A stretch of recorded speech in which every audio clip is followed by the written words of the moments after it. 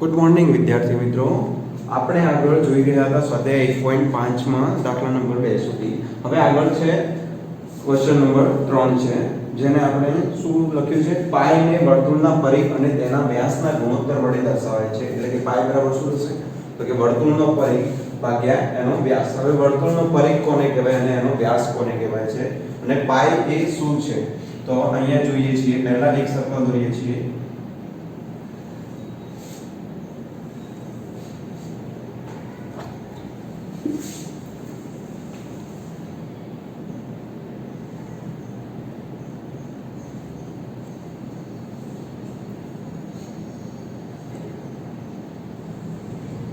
બરાબર છે. અહીંયા સર્કલમાં હવે એક કેન્દ્ર હોય છે, બરાબર. કેન્દ્રની હવે કેન્દ્રથી જે આ અંતર છે, કેન્દ્રથી વર્તુળ સુધીનું અંતર એ કેટલું હોય છે, r, જેને કહેવાય છે રેડિયસ. એટલે આપણે કહીએ છીએ ત્રિજ્યા, જેને કહેવાય છે. r શું છે, આપણી રેડિયસ છે, જેને આપણે કહીએ છીએ ત્રિજ્યા. હવે અહીંયા એના પછી જોઈએ છીએ તો કે આ જે કેન્દ્રમાંથી પસાર થતી જે જીવા છે એને આપણે શું કહીએ છીએ, તો કે d વડે દર્શાવીએ છીએ. d શું છે, તો કે આપણી વ્યાસ છે, જેને કહેવાય છે ડાયામીટર. ઇંગ્લિશમાં કહીશું ડાયામીટર. d છે એ આપણો વ્યાસ છે, જેને કહેવાય છે ડાયામીટર. હવે એ જ રીતે આગળ જોઈએ છીએ તો કે c શું છે, તો c એ વર્તુળનો પરિઘ, એટલે કે જે આજુબાજુની જે કિનારી દેખાય છે તમને વર્તુળની, એની લંબાઈ કેટલી હોય છે, જેને આપણે શું કહીએ છીએ, વર્તુળનો પરિઘ કહેવાય છે. તો એ છે આપણે વર્તુળનો પરિઘ. હવે વર્તુળના પરિઘનું સૂત્ર આપણને ખ્યાલ હશે, શું થાય છે, 2πr. 2πr એટલે કે આનું જે અંતર છે એ કેટલું થાય છે, 2πr જેટલું થાય છે. બીજું, આ જે બે વર્તુળની એક્ઝેક્ટ બંને બાજુ પોઈન્ટમાં ટચ કરે છે અને સેન્ટરમાંથી, એટલે કે એના કેન્દ્રમાંથી પસાર થાય છે, એ શું છે, આપણો વ્યાસ છે.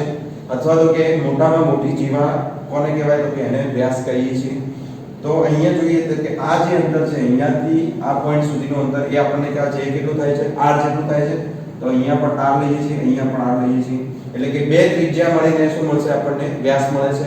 પણ કેવી ત્રિજ્યાઓ, સીધી લાઈનમાં હોવી જોઈએ, બરાબર છે. તો બે ત્રિજ્યાઓ મળે છે જે સીધી લાઈનમાં હોય તો એ આપણને મળે છે કેટલી, વ્યાસ મળે છે. તો d બરાબર પણ આપણે લખી શકીએ છીએ 2r, એટલે કે ડાયામીટર એટલે કે વ્યાસ બરાબર 2 વખત ત્રિજ્યા.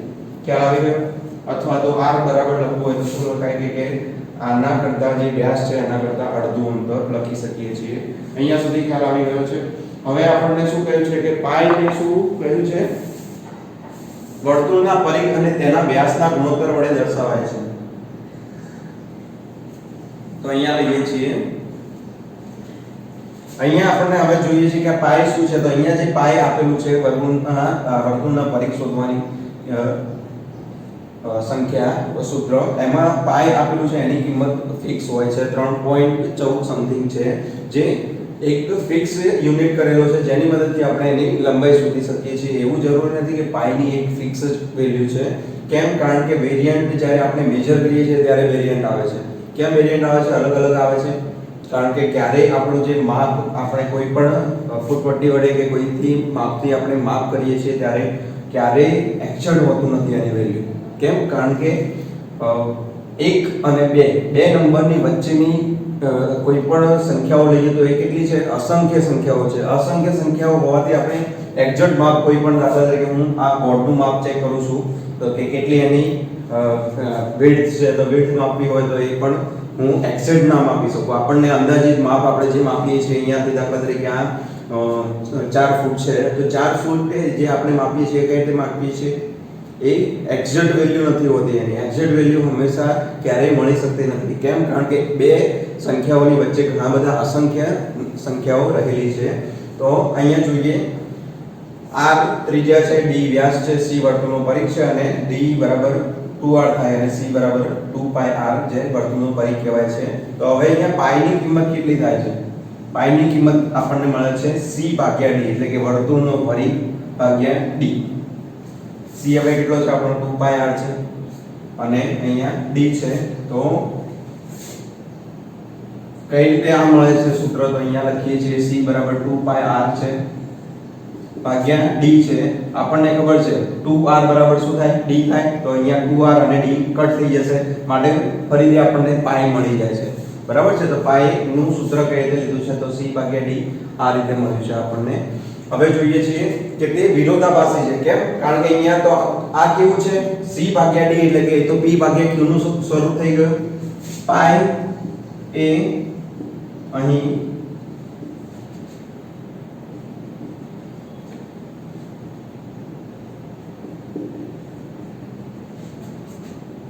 p ભાગ્યા q નું સ્વરૂપ થાય છે.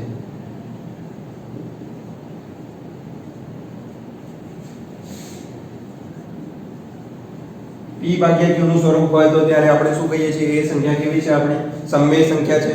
તો અહીંયા આ પાઈ એ કેવી છે? આમ તો જોવા જઈએ તો એ અસમમેય સંખ્યા છે, પણ અહીંયા આપણે શું કહીએ છીએ? p ભાગ્યા q ના સ્વરૂપનું થઈ ગયું તો આ તો સમમેય સંખ્યા છે. તો અહીંયા વિરોધાભાસનો મતલબ એ થાય છે કે અહીંયા સમમેય સંખ્યા કહે છે પણ વાસ્તવમાં એ છે અસમમેય સંખ્યા. માટે આ જે વિરોધી થઈ, બંને જવાબ આપણને વિરોધી મળે છે. તો અહીંયા પાઈ એ કેવી છે? અસમમેય સંખ્યા જ છે, પરંતુ અહીંયા સમમેય સંખ્યા જેવી રીતે એટલે કે p આ c ભાગ્યા d ના સ્વરૂપમાં કેમ લખી શકીએ છીએ? તો એને અહીંયા જોઈએ છે કે c ની વેલ્યુ હંમેશા આપણે જે પરિઘ શોધીએ છીએ, મેં જે કહ્યું એ પ્રમાણે ક્યારેય માપ ચોક્કસ શોધી શકતા નથી. જેવી રીતે પોઈન્ટ પછી દાખલા તરીકે હું 3.47821 એ રીતે લઉં છું, એવી રીતે જે રીતે પોઈન્ટ પછી આગળ નંબર વધતા જાય છે એમ ચોક્કસ થોડી વેલ્યુ મળતી જાય છે. પરંતુ હવે આપણને તો ખ્યાલ છે કે ચોક્કસ વેલ્યુ ક્યારે મળશે? એ તો અસંખ્ય છે, તો ચોક્કસ વેલ્યુ આપણને મળતી નથી. માટે અહીંયા શું થશે? તો કે અહીંયા c ની કિંમત પણ કેવી થાય છે? c એ અસમમેય સંખ્યા મળશે અને d માં પણ અસમમેય સંખ્યા મળશે. કેમ? કારણ કે વેરિયન્ટ છે, અલગ અલગ છે. માટે પાઈ ની ચોક્કસ વેલ્યુ મળતી નથી આપણને. તો ચોક્કસ વેલ્યુ મેળવવા માટે શું થશે? 3 પોઈન્ટ પછી જે સંખ્યાઓ છે એ આગળ વધતા જઈએ છીએ તો અહીંયા પણ બદલાતી જશે. કેમ? કારણ કે c ની ચોક્કસ વેલ્યુ નથી, d ની ચોક્કસ વેલ્યુ નથી, માટે પાઈ ની પણ ચોક્કસ વેલ્યુ થશે નહીં. તો કે અસમમેય સંખ્યા ભાગ્યા અસમમેય સંખ્યા કરીએ છીએ ત્યારે જે જવાબ મળે છે એ પણ આપણો અસમમેય સંખ્યા જ છે. અહીંયા સુધી ખ્યાલ આવી ગયો? તો કે અહીંયા પરંતુ c અને d ની કિંમત ક્યારેય ચોક્કસ મળતી નથી.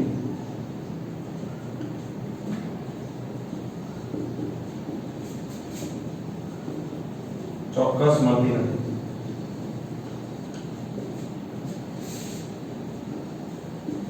માટે c એ કેવી છે?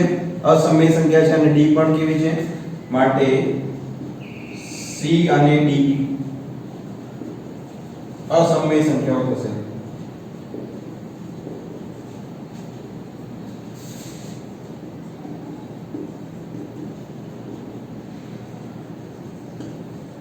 બરાબર છે?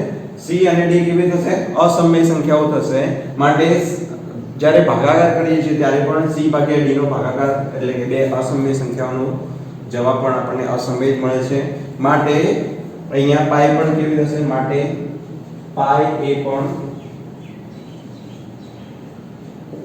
અસમમેય સંખ્યા છે.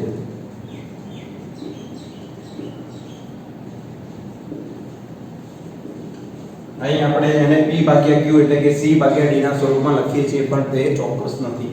માટે પાઈ બરાબર c ભાગ્યા d ની કિંમત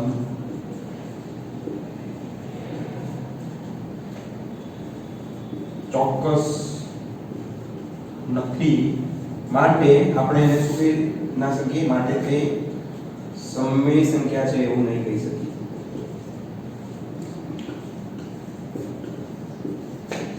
એવું કહી શકતા નથી.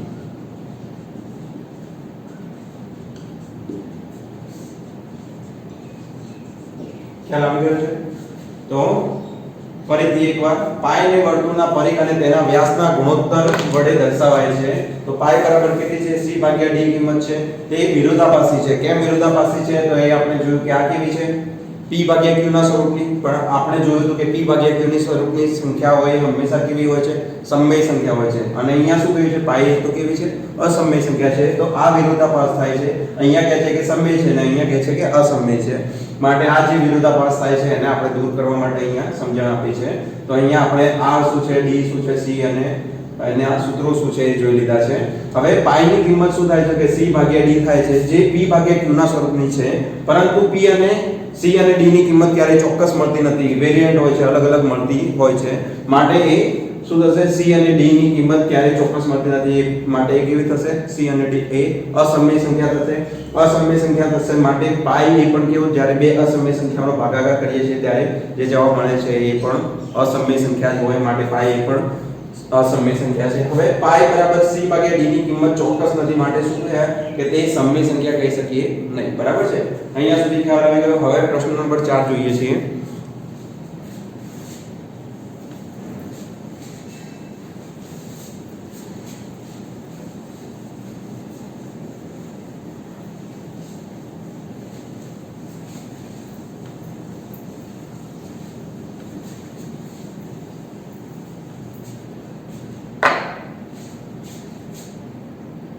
પ્રશ્ન નંબર 4 આપણને શું કહે છે કે વર્ગમૂળમાં 9.33 ને સંખ્યા રેખા પર દર્શાવો.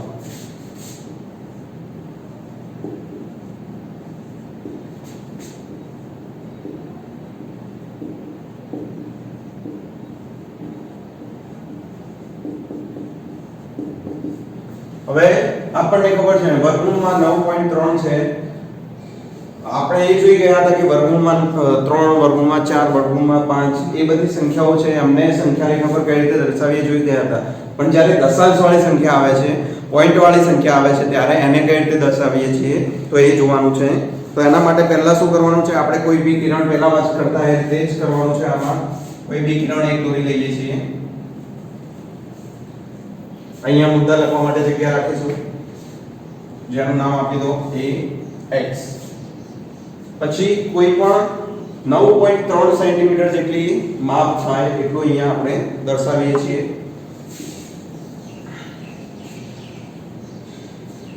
તો 9.3 સેન્ટીમીટર માપ થાય તો અહીંયા થોડુંક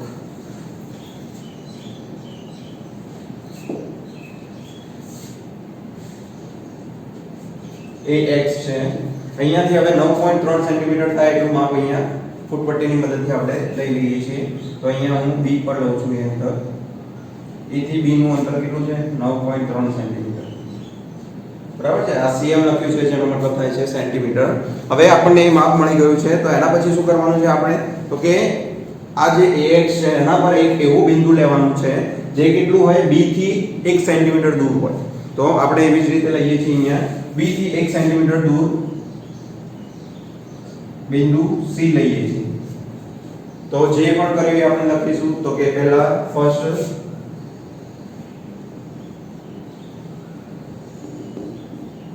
સ્ટેપમાં શું કર્યું? તો કે રે ab ax દોરો, એટલે કે કિરણ ax દોરો.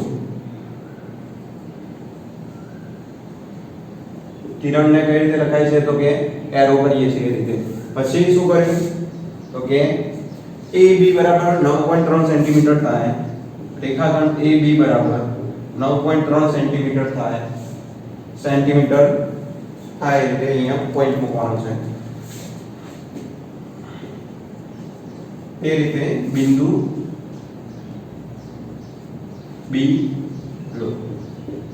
પછી થર્ડ પોઈન્ટમાં છે શું કર્યું? તો કે B થી C નું અંતર 1 સેન્ટીમીટર થાય એટલે તો લેવાનું છે C પોઈન્ટ. 1 સેન્ટીમીટર થાય તે રીતે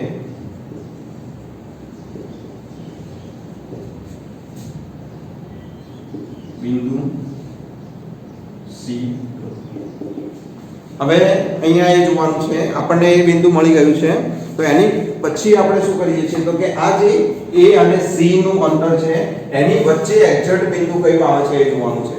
તો અહીંયા આપણને કોઈ એક એવું બિંદુ P મળશે જે એની બંનેની એક્ઝેક્ટ વચ્ચે, એટલે કે A અને C ની એક્ઝેક્ટ વચ્ચે હશે. હવે તમને એ તો ખબર છે કે એક્ઝેક્ટ વચ્ચે બિંદુ કઈ રીતે લઈએ છીએ કે માપ જે હોય એનું અડધું કરી નાખીએ, પરંતુ અહીંયા દર્શાવવું હોય તો કઈ રીતે દર્શાવીએ છીએ?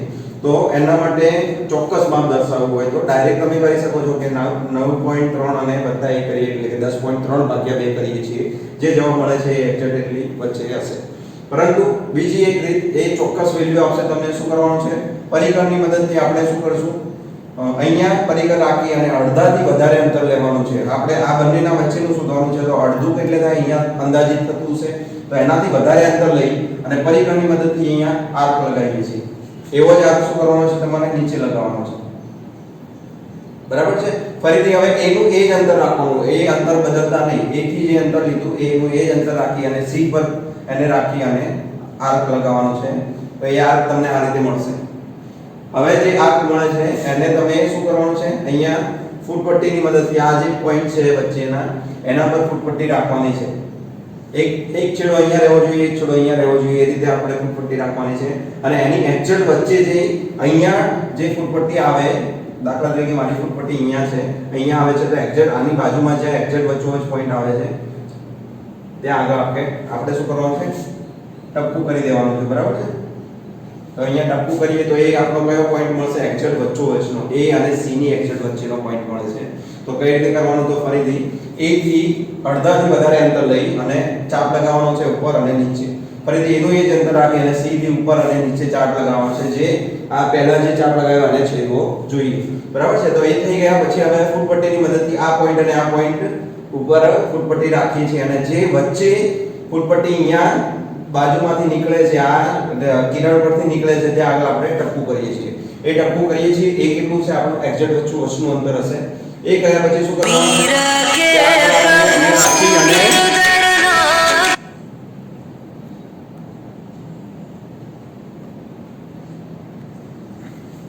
ત્યાં બિંદુ રાખી અને અહીંયા આપણે શું કરીશું, અહીંયા નામ આપી દઈએ છીએ P બિંદુ. તો P બિંદુ રાખી અને ત્યાંથી a સુધીનું અંતર લઈએ છીએ અથવા તો c સુધીનું. કેમ? કારણ કે બંને એક જ છે, સરખા અંતર થઈ ગયા. તો p થી a સુધીનું અંતર લઈ અને તમારે શું કરવાનું છે, એક અર્ધ વર્તુળ એટલે કે સેમી સર્કલ જેને કહેવાય એ દોરવાનું છે. આ હવે તમે નીકાળી દો તો ચાલે. ચાપ જે તમે દોર્યા છે એ તમને વચ્ચે આવતા હોય આકૃતિ દોરવામાં તો નીકાળી દેજો. અહીંયાથી તમારે અર્ધ વર્તુળ દોરવાનું છે જે અહીંયા c પર મળશે. બરાબર છે. તો આ એક અર્ધવર્તુળ થઈ ગયા પછી તમારે કાટકોણની મદદથી, જે તમારું સેમી સર્કલ જે કહીએ છીએ, જે હોય છે આ ટાઈપનું, તો એ કાટકોણની મદદથી એમાં જોવાનું છે કે આ જે પોઈન્ટ છે અહીંયા રહેવો જોઈએ અને બાકીનું જે આ 90 અંશનો ખૂણો આપણે થાય છે તો એ અહીંયા મૂકી આપણે એડજસ્ટ કરી અને આ લાઈન એક્ઝેક્ટ અહીંયા હોવી જોઈએ. અને પછી જે ઉપરનો પોઈન્ટ હોય છે અહીંયા ક્યાં, અહીંયા 90 અંશનો ખૂણો અહીંયા થાય છે તો હું અહીંયા ડોટ કરીશ. ડોટ કરી અને પછી શું કરવાનું છે, આ B થી આ ડોટ વાળી જે લાઈન છે એને જોડી દઈએ છીએ. અને કેટલા સુધી દોરવાની છે, તો કે આ જે સર્કલ છે ત્યાં સુધી તમારે દોરવાની છે. ખ્યાલ આવી ગયો? હવે આગળ શું કરવાનું છે, તો આગળ જોઈએ છીએ તો કે એ જે અંતર આપણને મળે છે B થી આ જે આપણે પોઈન્ટ લીધો એ D, B થી D સુધીનું અંતર આપણને જે મળશે એ કેટલું છે, વર્ગમૂળમાં 9.3 જેટલું. આપણે જે આ અંતર દોર્યું એટલું જ અંતર આ હશે. તો ખ્યાલ આવી ગયો? તો હવે શું કરવાનું છે, આપણે અહીંયા શું કહ્યું હતું કે સંખ્યા રેખા પર દર્શાવવાનું છે. તો કઈ રીતે સંખ્યા રેખા પર દર્શાવીએ છીએ, તો B થી D જેટલું અંતર લઈ અને આની પર આપણે ચાપ લગાવીએ છીએ. આ રીતે આગળ જે રીતે કરતા હતા એ રીતે B થી D નું અંતર લઈ અને ચાપ લગાવીએ છીએ. અહીંયા આને 0 આપી દો તો અહીંયા 0 થી આટલું જે અંતર થાય છે કેટલું થશે, આપણને મળશે વર્ગમૂળમાં 9.3 જેટલું. ઓકે, ખ્યાલ આવી ગયો? હવે આગળ જોઈએ છીએ જે સ્ટેપ્સ બાકી છે આપણે લખવાના. તો સ્ટેપ્સ લખી દઈએ છીએ. શું કર્યું તો કે BC બરાબર 1 સેન્ટીમીટર થાય તે રીતે બિંદુ C લીધું. પછી ફોર્થ પોઈન્ટમાં આવશે તો કે A અને C નું મધ્ય બિંદુ કરવાનું છે. તો કઈ રીતે લાવીએ છીએ, તો A C નું મધ્ય બિંદુ દોરો. એ કઈ રીતે દોરવાનું છે, તો કે A ઉપર પરિઘ રાખી અને અડધાથી વધારે અંતર લઈ અને ચાપ લગાવવાના છે. તો AC નું મધ્ય બિંદુ એ કઈ દોરવો, એ કઈ રીતે મળશે આપણને, મધ્યબિંદુ તો કે લંબ દોરવો પડશે, તો કે આપણે AC નો લંબ દોરો. જે AC આપણને મળે છે એનો લંબ દોરીએ છીએ, એટલે કે લંબ એટલે કે સીધી લાઈન ઊભી અહીંયા વચ્ચે જે 90 અંશનો ખૂણો બનાવતો હોય હશે, તો એ જ્યાં ટચ થાય છે એ આપણું કયું બિંદુ છે? મધ્યબિંદુ છે. એના પછી શું કર્યું હતું તો કે P, એને નામ આપી દીધું છે આપણે P. તે બિંદુ કયું છે? P છે.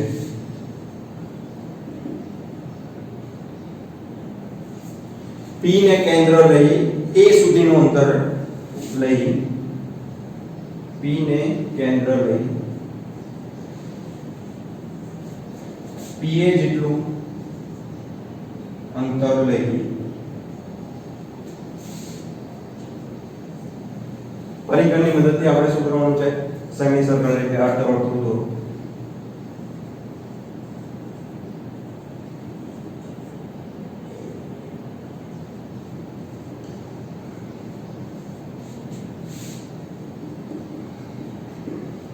હવે અર્ધવર્તુળ દોર્યા પછી શું કરવાનું છે? તો કે જે B છે ત્યાં બિંદુ B પર આપણે ફરીથી લંબ દોરવાનો છે. લંબ કાટકોણની મદદથી દોરી શકો છો. તો એના પછીનો મુદ્દો આવશે કે બિંદુ B પર લંબ દોરો.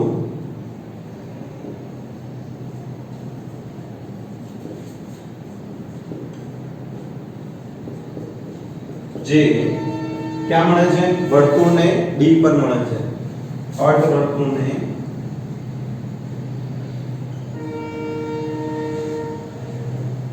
D પર મળે છે. એના પછી શું કર્યું હતું કે B થી D જેટલું અંતર લઈ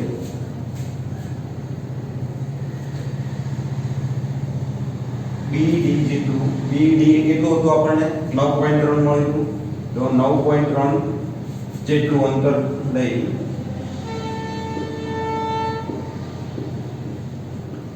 શું કરવાનું છે? B ને કેન્દ્ર લઈ B ને કેન્દ્ર લઈ કિરણ AX પર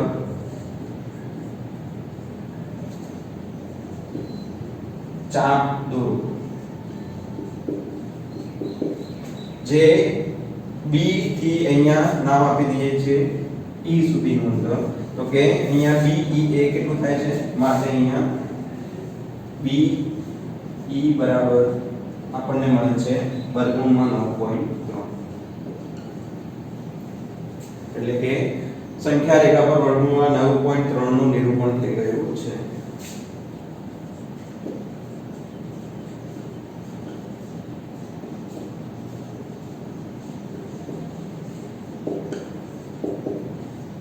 ખ્યાલ આવ્યો અહીંયા સુધી? હવે પ્રશ્ન નંબર 5 છે. એમાં શું કહ્યું છે? છેદનું સમયકરણ કરવું, એટલે કે રેશનલાઇઝેશન કરવાનું છે. તો એ પણ આપણને ખ્યાલ છે કઈ રીતે કરીએ છીએ.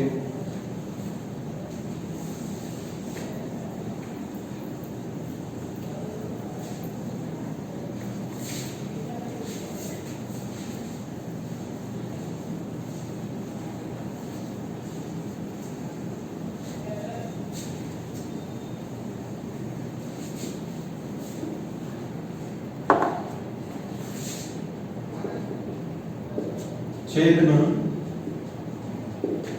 સમયકરણ કરો.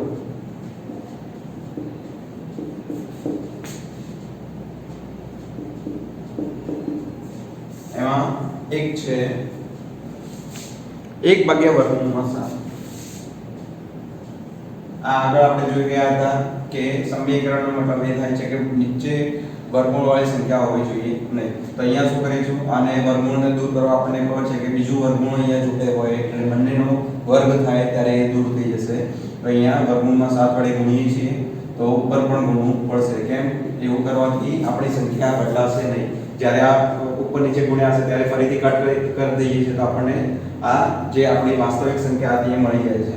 હવે શું થશે? 1 ગુણ્યા વર્ગમૂળમાં 7 તો આપણને જવાબ મળે છે વર્ગમૂળમાં 7, અને નીચે કેટલા થાય છે? વર્ગમૂળમાં 7 ગુણ્યા વર્ગમૂળમાં 7 એટલે કે વર્ગમૂળમાં 7 નો વર્ગ થાય છે. જે આપણને મળે છે વર્ગમૂળમાં 7 ભાગ્યા વર્ગમૂળમાં 7 નો વર્ગ 7 થાય છે. આ આપણો જવાબ છે. પ્રશ્ન નંબર 2 જોઈએ છીએ. 1 ભાગ્યા વર્ગમૂળમાં 7 ઓછા વર્ગમૂળમાં 6. હવે આપણે અહીંયા જોયું હતું કે જો આવું પદ હોય અને વચ્ચે માઈનસ હોય તો પ્લસ વાળું લઈએ છીએ અને પ્લસ હોય તો માઈનસ વાળું લઈએ છીએ. તો અહીંયા હું લખું છું વર્ગમૂળમાં 7 વત્તા વર્ગમૂળમાં 6. તો ઉપર પણ મારે ગુણવા પડશે. વર્ગમૂળમાં 7 વત્તા વર્ગમૂળમાં 6. તો અહીંયા શું થશે? આપણને જવાબ મળે છે વર્ગમૂળમાં 7 ગુણ્યા વર્ગમૂળમાં 6 અને નીચે ભાગાકારમાં મળશે a ઓછા b નો a ઓછા b ગુણ્યા a વત્તા b છે. તો શું થશે? a નો વર્ગ ઓછા b નો વર્ગ. આપણે જે ગાણિતિક પ્રક્રિયાઓ જોઈ ગયા હતા એનો ઉપયોગ કરવાનો છે અહીંયા. તો અહીંયા મળે છે a નો વર્ગ એટલે કે 7 નો વર્ગ. વર્ગમૂળમાં 7 નો વર્ગ કેટલો થાય છે? 7 અને ઓછા વર્ગમૂળમાં 6 નો વર્ગ થાય છે 6. તો આપણને જે જવાબ મળે છે કેટલો છે? વર્ગમૂળમાં 7. અહીંયા ધ્યાન રાખજો, અહીંયા ગુણાકાર નથી, સરવાળો છે. આ જે છે એ સરવાળો છે અહીંયા. તો અહીંયા આપણને મળે છે વર્ગમૂળમાં 7 વત્તા વર્ગમૂળમાં 6. ભાગાકારમાં 1 લખીએ કે ના લખીએ ચાલે છે. પછી એના પછી છે 1 ભાગ્યા વર્ગમૂળમાં 5 વત્તા વર્ગમૂળમાં 2. વર્ગમૂળમાં 5 વત્તા વર્ગમૂળમાં 2. તો આમાં પણ એવી જ રીતે કરવાનું છે. તમારે શું કરીએ છીએ? અહીંયા વર્ગમૂળમાં 5 ઓછા વર્ગમૂળમાં 2 વડે ગુણીએ છીએ. તો ઉપર પણ ગુણીએ છીએ વર્ગમૂળમાં 5 ઓછા વર્ગમૂળમાં 2. હવે આ તમારે આગળ હોમવર્કમાં કરવાનો છે. 4 જે છે એ પણ તમારે હોમવર્કમાં કરવાનો છે. અહીંયા સુધી ખ્યાલ આવ્યો? હવે આપણે આગળ જોઈએ છીએ જેમાં બીજી કેટલીક ઘાતાંકના નિયમો વાળી ગાણિતિક પ્રક્રિયાઓ છે. તો અહીંયા સુધી ખ્યાલ આવી ગયો હશે.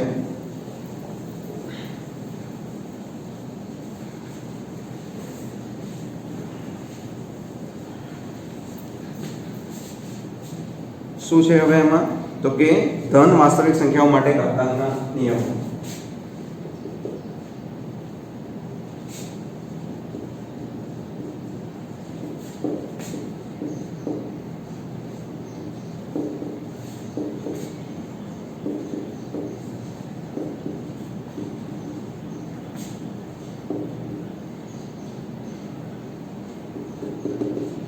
અહીંયા જોઈએ છે ધન વાસ્તવિક સંખ્યા માટે ઘાતાંકના નિયમો. તો એમાં પહેલો જ છે a ની m ઘાત અને a ની n ઘાત હોય. a ની m ઘાત અને a ની n ઘાત હોય. વચ્ચે ટપકાનો મતલબ એ થાય છે કે ગુણાકાર છે. તો શું કરીએ છીએ? a અહીંયા બંનેમાં આ શું કહેવાય છે? જ્યારે કોઈ પણ સંખ્યાની m ઘાત લઈએ છીએ તે આને કહીએ છીએ બેઝ. બેઝ એટલે કે નીચેનો આધાર કહીએ છીએ. અને આ શું છે? આપણી ઘાત છે. તો ઘાત છે, અહીંયા આધાર છે અથવા એને ઘાતાંક પણ કહી શકીએ છીએ. તો a ની m અને a ની n ઘાત તો શું થાય? જ્યારે નીચે બેઝ એટલે કે આપણા આધાર સરખા હોય ત્યારે ઉપરની સંખ્યા જે છે એનો સરવાળો થાય છે. ઉપરની જે ઘાત છે એનો સરવાળો થાય છે. બરાબર છે? હવે આગળ જોઈએ છીએ બીજામાં શું કહે છે? તો કે a ની m ઘાત અને a ની n ઘાત હોય છે.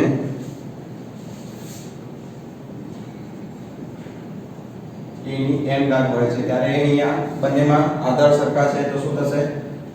ભાગાકારમાં બાદબાકી થશે જ્યારે ગુણાકારમાં સરવાળો થાય છે. અહીંયા ગુણાકાર હતો તો સરવાળો થયો ઘાતનો, અહીંયા ભાગાકાર છે તો ઘાતની બાદબાકી થશે. જ્યાં આપણને શું કહ્યું છે કે m કેવા છે? એ n કરતા મોટા છે. આ જે કિંમત મળશે એ આના કરતા મોટી છે. આ તમને જ્યારે આગળ કરશો ત્યારે વધારે ખ્યાલ આવશે. સમ કરીએ છીએ ત્યારે ખ્યાલ આવશે આપણને. a ની m ઘાત છે, અહીંયા a ની n ઘાત છે. હવે શું જવાબ મળે છે આપણને? તો અહીંયા આપણને જવાબ મળે છે 1 ભાગ્યા n માઈનસ m. 1 ભાગ્યા a ની n માઈનસ m, જ્યાં n ની કિંમત કેવી છે? મોટી છે. એટલે કે આપણે અહીંયા m લેસ ધેન n લખીએ છીએ. m ની કિંમત નાની છે n કરતા, n ની કિંમત મોટી છે m કરતા. અહીંયા m ની કિંમત મોટી છે n કરતા. એવી જ રીતે અહીંયા લખી શકાય 1 ની m ઘાત અને a ની n ઘાત હોય, જ્યારે n ની કિંમત મોટી હોય છે ત્યારે આપણે શું કરવું પડે છે, અને 1 ભાગ્યા a ની n માઈનસ m લખીએ છીએ. એવી જ રીતે આગળ જોઈએ છે a ની m અને a ની n ઘાત હોય, a ની m અને a ની n ઘાત હોય, જ્યારે જવાબ આપણને મળે છે 1 ક્યારે મળશે, જ્યારે m બરાબર n હોય, એટલે કે બંને ઘાત સરખી હોય અને આધાર પણ સરખા હોય ત્યારે આપણને જવાબ મળે છે 1. એ ધ્યાન રાખજો કે એમાં નિશાનીઓ પણ સરખી હોવી જોઈએ. પછી બીજું છે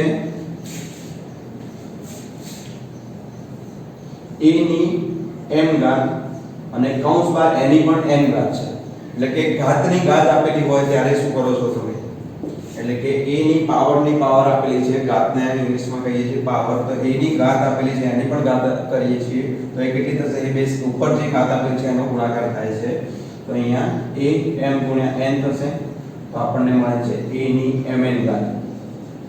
પછી આગળ 4 નંબરમાં છે ab ની m ઘાત લઈએ છીએ.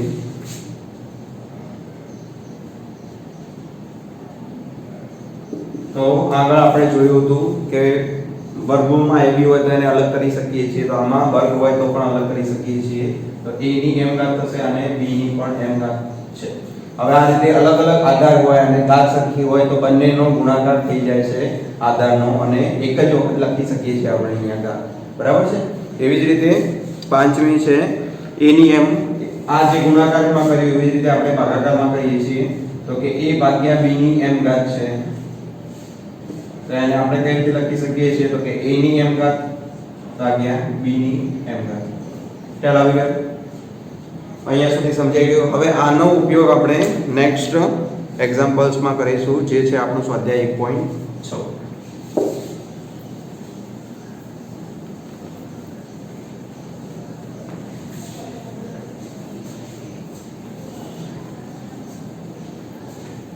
તમને એવું લાગશે કે આ નથી ફાવતું મને, પણ એવું નથી, તમને આરામથી આવડી જશે, તમને ઈઝીલી ફાવી જશે. ક્યારે ફાવશે? જ્યારે એના પ્રેક્ટિસ સમ કરશો, વધારે દાખલા ગણશો ત્યારે તમને આરામથી આવી જશે. હવે અહીંયા આપણને આપેલું છે સ્વાધ્યાય 1.6. સ્વાધ્યાય 1.6 માં આપણે જોઈએ છીએ પહેલો સમ છે, એમાં શું કરવાનું છે, તો કે કિંમત શોધવાની કહી છે 64 ની 1/2 ઘાત. બરાબર છે. તો 64 ની 1/2 ઘાત આપણને ખબર છે 64 ક્યારે મળે છે, 88 થાય છે, તો અહીંયા લખી શકીએ છીએ આપણે 88 ની 1/2 ઘાત. હવે 88 64 એટલે કે આને 8 અને 8 બે વખત છે, તો 8 ની 2 ઘાત લખી શકાય છે આને, અને અહીંયા 1/2 છે. તો અહીંયા શું થયું, હવે આપણે જે નિયમ જોયો હતો કે આધાર હોય એની ઘાતની ઘાત હોય ત્યારે શું થાય છે, બંનેની વચ્ચે ગુણાકાર થાય છે. તો અહીંયા 8 ની 2 ગુણ્યા 1/2 કરીએ છીએ તો આપણને જવાબ શું મળશે, અહીંયા 2 કટ થઈ જશે, તો આપણને જવાબ મળે છે 8 ની 1 ઘાત, એટલે કે 8 જવાબ મળે છે. ખ્યાલ આવી ગયો? એવી જ રીતે આગળ 32 ની 1/5 ઘાત છે, તો 32 ની 1/5 ઘાત કરીએ છીએ તો આપણને ખબર છે કે 2 ની 5 ઘાત કરીએ એટલે આપણને જવાબ મળે છે 32, એટલે કે 2 ગુણ્યા 2 ગુણ્યા 2 5 વખત કરવાનું છે, તો આપણને જવાબ મળશે 32, જેની 1/5 ઘાત છે. તો અહીંયા 2 ની 5 અને એની પણ ઘાત છે, એટલે કે એનો શું થાય છે, ગુણાકાર થાય છે, તો 5 ગુણ્યા 1/5 થાય છે, તો 5 ઉપર ગુણાકારમાં 4 ભાગાકારમાં છે, તો 5/5 કેટલા થાય, 1 થાય, તો 2 ની 1 ઘાત પણ કેટલી થાય, 2 છે. પછી 3 નંબરનો સમ છે 125 ની 1/3 ઘાત. આપણને ખબર છે કે 5 નો 3 વખત ગુણાકાર કરીએ છીએ ત્યારે આપણને મળે છે 125, એટલે કે 5 ની 3 ઘાત ગુણ્યા કેટલી થશે, 1/3 ઘાત, એટલે એ પ્રમાણે કરવાનું છે. આ તમારે હોમવર્કમાં કરવાનું છે. એના પછી પ્રશ્ન નંબર 2 છે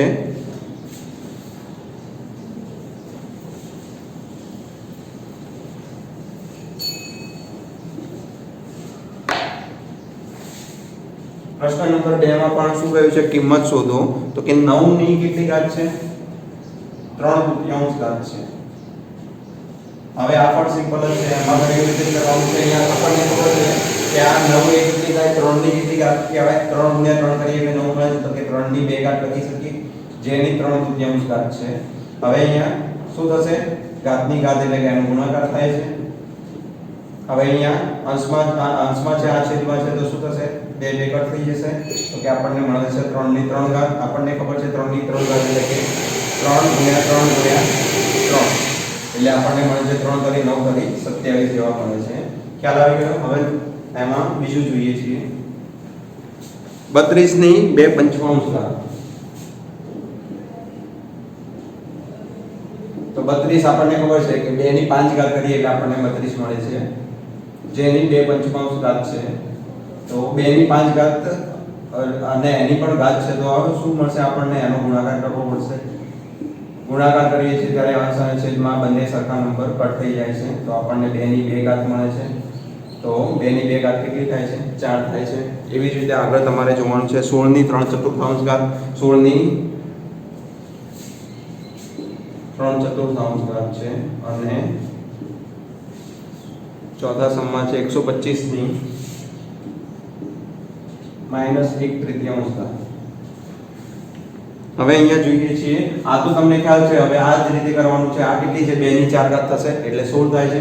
તો 2 ની 4 ગુણ્યા 3/4 એટલે કે 4 કટ થઈ જશે. તો જવાબ મળશે 2 ની 3 ઘાત એટલે 8 જવાબ મળે છે. આ તમારે હોમવર્કમાં કરવાનો છે. હવે અહીંયા જોઈએ છીએ 125 ની માઈનસ છે. અહીંયા માઈનસ હોય ત્યારે શું કરી દઈએ છીએ? તો આપણને ખબર છે 125 છે તો એક કોની છે? 5 ની 3 ઘાત થાય, એટલે કે 5 ને 3 વખત ગુણીએ છીએ તો આપણને 125 મળે છે. તો એની -1/3 ઘાત લઈએ છીએ. તો 5 ની ઘાતની ઘાત એટલે કે ગુણાકાર થાય છે, તો કે 3 ગુણ્યા -1/3 મળે છે આપણને. હવે 3 અહીંયા વચ્ચે ગુણાકાર છે તો શું થશે? ઉપર નીચે 3 કટ થઈ જશે. હવે 5 ની અહીંયા કેટલી વધી છે? અહીંયા -1 ઘાત વધી છે. -1 ઘાત હોય ત્યારે આપણે જોયું હતું, કયો નિયમ જોયો હતો? કે જ્યારે n એ m કરતા મોટા હોય અથવા m એ n કરતા મોટા હોય, એના માટે બે અલગ અલગ જોયા હતા. તો પહેલામાં શું મળતું હતું? a ની m - n ઘાત મળતી હતી, જ્યારે પહેલામાં ઊંધું થઈ જતું હતું. તો આમાં પણ એવું જ થશે. અહીંયા 5 ની -1 ઘાત છે તો અહીંયા નીચે જાય છે તો અહીંયા 5 ની +1 થઈ જશે. માઈનસ હતી તો પ્લસ કરવા માટે શું કરવું પડશે? એને નીચે લઈ જવા પડશે. તો અહીંયા આપણને જવાબ મળે છે 1/5. 1 ની 5 ની 1 ઘાત એટલે કે 5. બરાબર? અહીંયા સુધી ખ્યાલ આવી ગયો? હવે ક્વેશ્ચન નંબર 3 છે.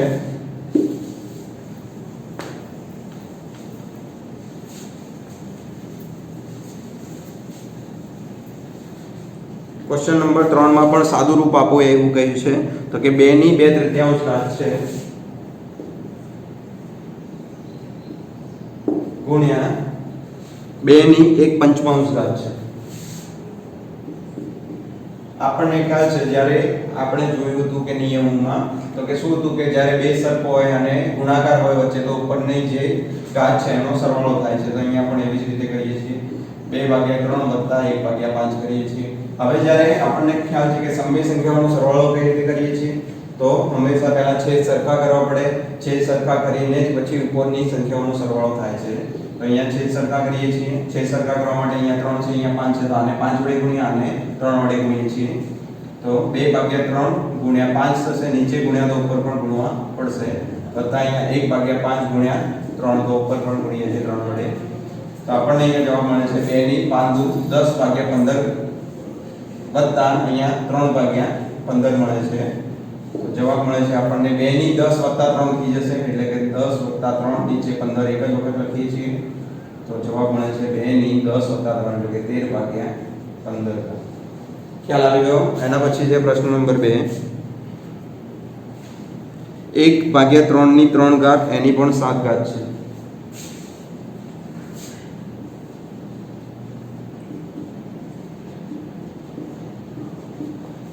પ્રશ્ન કંઈક આવો છે. તો એમાં પણ શું કરીએ છીએ? એના જેવું જ છે.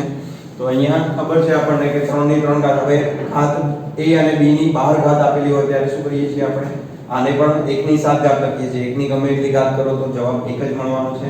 અને નીચે 3 ની 3 છે અને અહીંયા ઘાતની ઘાત થઈ છે, તો નીચે પણ શું થશે? 3 ની 3 ઘાતની 7 ઘાત છે. તો અહીંયા થાય છે આપણી, અહીંયા પણ ગુણાકાર થશે, ઘાતની ઘાત થાય છે ત્યારે. તો 7 તરી 21 મળશે।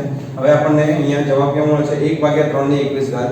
આપણે હવે એને ભાગાકારમાં આ રીતે નથી લખવો અને ઉપર લઈ જવા છે, તો શું કહ્યું હતું કે પ્લસ હોય તો માઈનસ થાય અને માઈનસ હોય તો પ્લસ થાય છે। અહીંયા પ્લસ છે તો શું થઈ જશે, ઉપર જશે તો -21 થઈ જશે। ખ્યાલ આવી ગયો? આ સંખ્યા પ્લસ માઈનસ ના કરતા જે ઘાત છે એ આપણે પ્લસ માઈનસ થાય છે। એના પછી થર્ડ નંબર છે 11 ની 1/3 ઘાત અને 11 ની 1/4 ઘાત।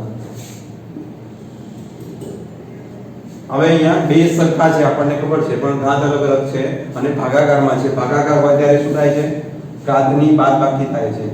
તો આ બાદ કરીએ છીએ 1/2 છે ઓછા 1/4 થશે।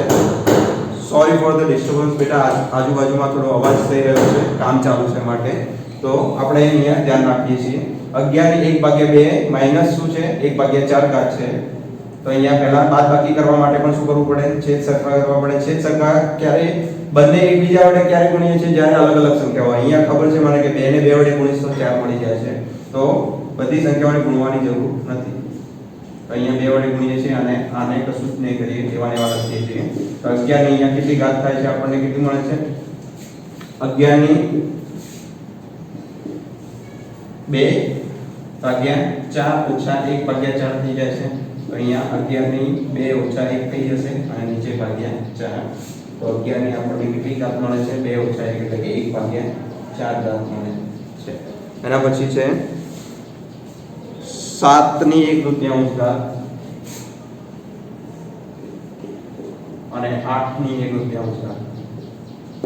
અહીંયા જુઓ છો તમે કે આધાર અલગ અલગ છે અને ઘાત સરખી છે। તો કે ઘાતાંક સરખા છે અને આધાર અલગ અલગ છે, તો ત્યારે શું કહ્યું હતું, જ્યારે સરખા હોય ત્યારે એને બહાર લઈ જઈ શકીએ છીએ। તો અંદર શું થશે, જે આપણા આધાર છે એનો ગુણાકાર થાય છે। તો 7 કેટલા થાય છે 56 થાય, એની કેટલી 1/3 ઘાત થાય છે। ખ્યાલ આવી ગયો અહીંયા સુધી? હવે નેક્સ્ટ આપણે શું જોઈએ છીએ, તો નેક્સ્ટ આપણે વધારાના એક્સ્ટ્રા દાખલા કરવાના છે, જેથી તમને પ્રેક્ટિસ થઈ જાય। એટલે કે પ્રેક્ટિસ સમ કરીએ છીએ, જેની મદદથી તમને ચોક્કસ બધી જ બાબતમાં ખ્યાલ આવી જાય છે, બરાબર છે? અહીંયા સુધી આઈ હોપ બધાને ખ્યાલ આવી ગયો હશે અને આઈ હોપ કે તમે બધાએ મારો ક્લાસ એન્જોય કર્યો હશે। Okay, thank you.